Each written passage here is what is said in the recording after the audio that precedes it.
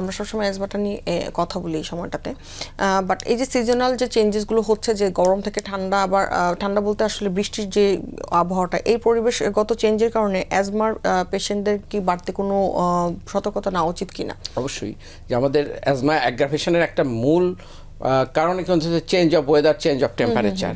অনেকে হয়তো শুধু ঠান্ডা ঠান্ডা বলে, অ্যাজমা মানে ঠান্ডা মনে করে, ঠান্ডা লাগলো তো অ্যাজমা হয়েছে, ঠান্ডা নাই তো অ্যাজমা নাই, গরমের সময় মনে করে। But reverse is true. অনেক ক্ষেত্রে দেখা যাচ্ছে যারা শীত প্রধান দেশে থাকছে তাদের শীতের সময় দে আর ফাইন, এবং আমাদের দেশেও আমাদের যে অবজারভেশন, আমাদের দেশে তো শীতে খুব শর্ট অ্যাক্টিং এবং খুব বেশি টেম্পারেচার ফল করে না।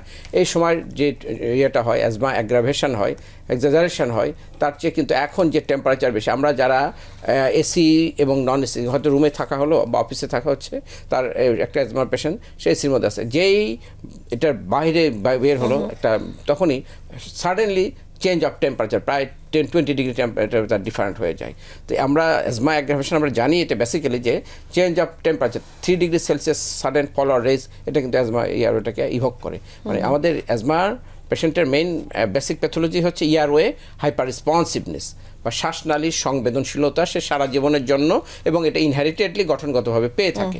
এই পেশেন্টের এই সংবেদনশীল শ্বাসনালীকে ইরিটেট করা বা এটাকে স্টিমুলেট করা, প্রভোগ করার অন্যতম একটা উপায় হচ্ছে sudden fall or sudden rise of temperature. So এখন যেহেতু এই আমি যেটা বললাম যে টেম্পারেচার রুমের এবং রুম টেম্পারেচার এবং outdoor temperature, indoor and outdoor টেম্পারেচারের মধ্যে ফারাক অনেক, কাজে কেউ ইনডোর থেকে আউটডোর গেলে অনেক সময় তার চান্স থাকতেছে, সেই ব্যাপারটার ক্ষেত্রে সতর্ক থাকতে হবে।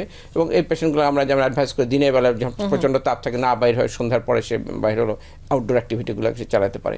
এছাড়া এই সিজনগুলোতে যখন আমাদের এখন রেইনি সিজন আসছে, রেইনি সিজনে অবশ্যই এখানে একটু ডাস্ট কিছুটা কম থাকবে, কিন্তু এর আগে যখন ডাস্ট এরিয়াগুলো ছিল, বিশেষ করে কনস্ট্রাকশন ওয়ার্ক, এগুলো তো অ্যাগ্রাভেটিং ফ্যাক্টরের মধ্যে পড়ে ইরিটেন্ট হিসাবে, এগুলো ইয়ারওয়ে এটাকে করে।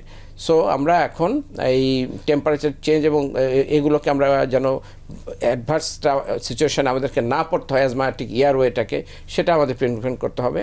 পাশাপাশি এখন যদি পাবলিক গ্যাদারিং, এখন যেহেতু আমাদের আবার একটা ইনফেকশন, আমরা একটু আগে কথা বলতেছিলাম যে হচ্ছে, এবং পাবলিক গ্যাদারিং এবং যে কোনো পাবলিক প্লেসে গেলে তাকে মাস্ক পরে এটা নিজেকে প্রোটেক্ট করার একটা উপায় থাকবে অ্যাজমা পেশেন্টদের।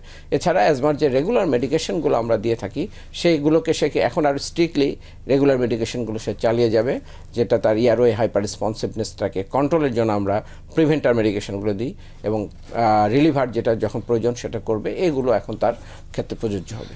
অনেক ধন্যবাদ স্যার।